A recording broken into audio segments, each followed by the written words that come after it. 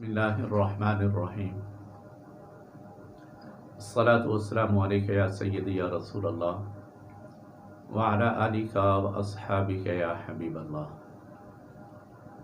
मोहतरम सामीन इकराम, आज की गुफ्तगू सना मक्की से शुगर का इलाज इसके बारे में है। तवज्जो के साथ समाअत फरमाएंगे तो इंशाअल्लाह आपको रब्बुल जलाल फ़ायदा पहुँचाएगा। सना मक्की एक ऐसा अल्लाह ताला ने पैदा फरमाया है जिसके बारे में अल्लाह के नबी ने इरशाद फरमाया, मौत के सिवा हर बीमारी के रब्बुल जलाल ने इसके अंदर शफा रखी है। तो सना मक्की को मुख्तलिफ़ तरीक़ों से लोग इस्तेमाल कर रहे हैं और बिलखुसूस इस वक्त पूरी दुनिया के अंदर जो कि बीमारी चली हुई है कोरोना की, और लोग कोरोना से निजात हासिल करने के लिए, शफा लेने के लिए सना मक्की का इस्तेमाल कर रहे हैं। इससे कबल मैंने वीडियो के अंदर सना मक्की की तफसीर के साथ मैंने वजाहत भी की, और आज शुगर वाले मरीज़ उनके लिए मैं बयान कर रहा हूँ। तो शुगर वाले मरीज़ तवज्जो के साथ गुफ्तगू सुनेंगे। अभी मैं इलाज भी बताता हूँ इसका। यकीनन जब इलाज करेंगे तो अल्लाह ताला अपनी रहमत कामला से शुगर वाले मरीज़ को भी शफ़ाए कुल्ली अता फरमाएगा। इस वक्त पूरी दुनिया के अंदर शुगर का मर्ज़ बड़ी तेज़ी के साथ बढ़ रहा है। पाकिस्तान के अंदर भी शुगर बहुत ज़्यादा आ गया है। शुगर के मरीज़ों की तादाद दिन ब दिन बढ़ रही है। सबसे पहले शुगर वाले मरीज़ इतना याद रख लें कि जितना ज़्यादा से ज़्यादा हो सके आप अपने आप को साफ़ सुथरा पाकीज़ा रखें, जिस्म के लिहाज से भी, कपड़े के लिहाज से भी, लिबास के लिहाज से भी, ज़ाहिर के लिहाज से भी, बातन के लिहाज से भी। शुगर वाला मरीज़ चूँकि इसके पसीने के अंदर एक अजीब तरह की स्मेल आती है। मौसम सरमा तो गुजर जाता है, लेकिन मौसम गर्मा के अंदर जब पसीने से इंसान शराबूर होता है, चाहे मर्द हो या औरत, तो शुगर वाले मरीज़ के जिस्म से एक नागवार सी स्मेल आना शुरू हो जाती है। तो अल्लाह के नबी के फरमान को मद्देनज़र रखते हुए सबसे पहले शुगर वाला मरीज़ अपनी सफाई का सबसे ज़्यादा ख्याल रखे, सबसे ज़्यादा ख्याल अपनी सफाई का, जो कि अल्लाह के नबी ने फरमाया अत्तहूरु निस्फुल ईमान, कि अल्लाह पाक ने आधा जो ईमान है वो सफाई के अंदर रखा है। तो शुगर वाला मरीज़ इसको चाहिए बार बार अपनी सफाई रखे, और बिलखुसूस अपने मुंह की सफाई, क्योंकि इसको प्यास ज़्यादा लगती है। शुगर वाला मरीज़ जो है प्यास भी ज़्यादा लगती है और मुंह बार बार खुश्क हो जाता है, बार बार खुश्क हो जाता है। और बाज़ औक़ात जब जिनकी शुगर हाई लेवल के ऊपर है, ज़्यादा हाई है जिनकी शुगर, उनके मुंह के अंदर एक लेसदार मादा पैदा होना शुरू हो जाता है, लेसदार, उनका मुंह लेसदार होता रहता है।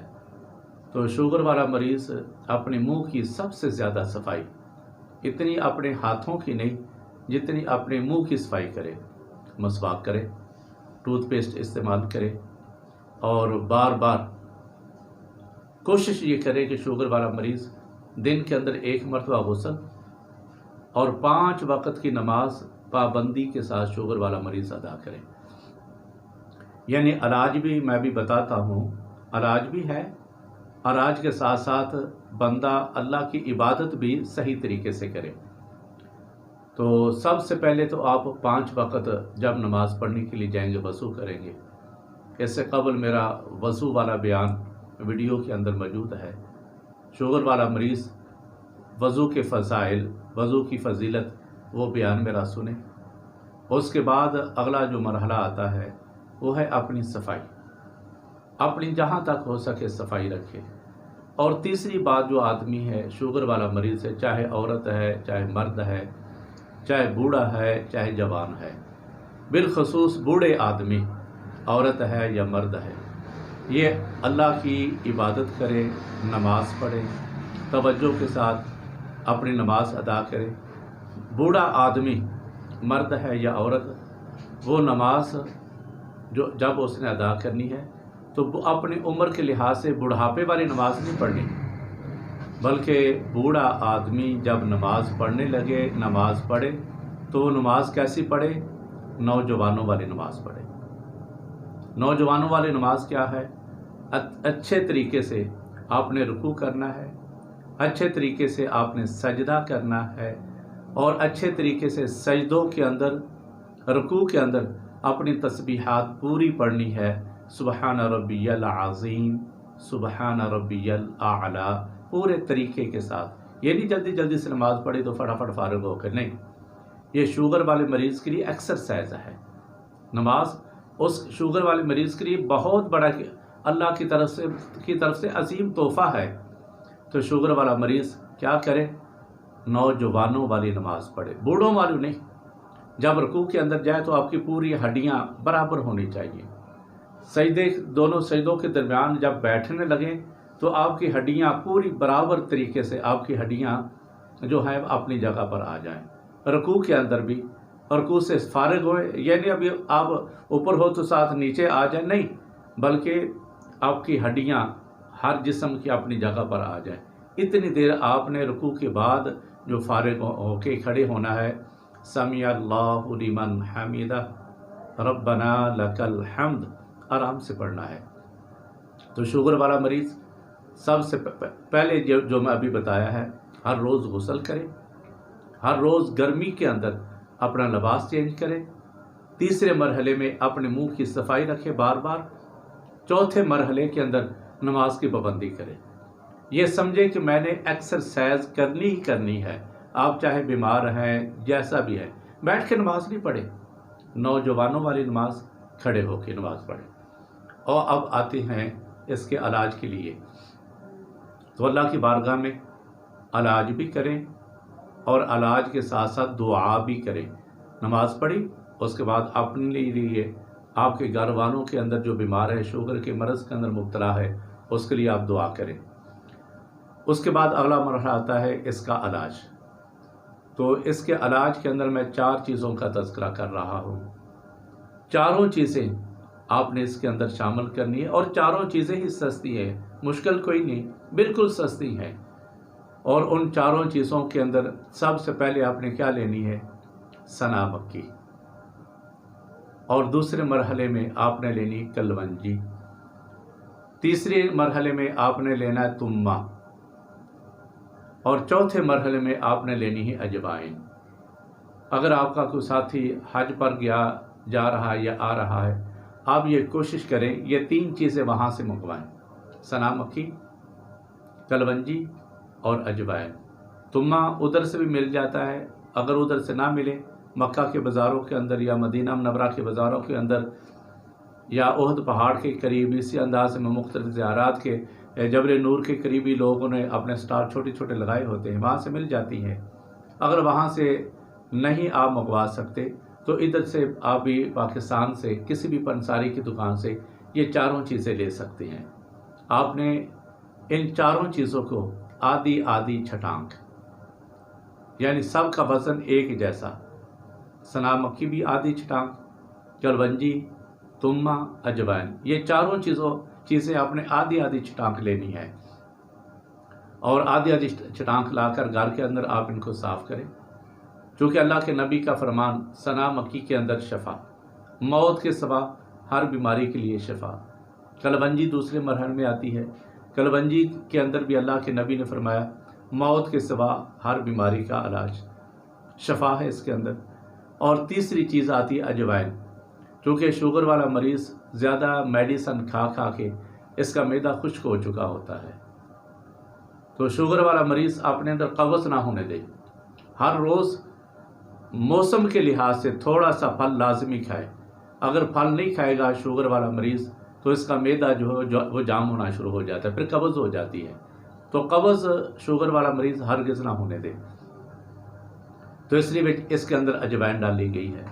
और चौथी चीज़ तुम्मा, वो चूँकि इंतहाई कड़वा होता है, शुगर वाला मरीज़ मुख्तलिफ मीठे फल खा खा के इसका खून मीठा हो चुका होता है, तो इसलिए इसके अंदर तुम्मा इसके अंदर शामिल किया गया है, चारों चीज़ें, ताकि खून को मीठा ना होने दे, खून थोड़ा सा कड़वा होता रहे। तो चारों चीज़ों को पहले आप साफ़ करें।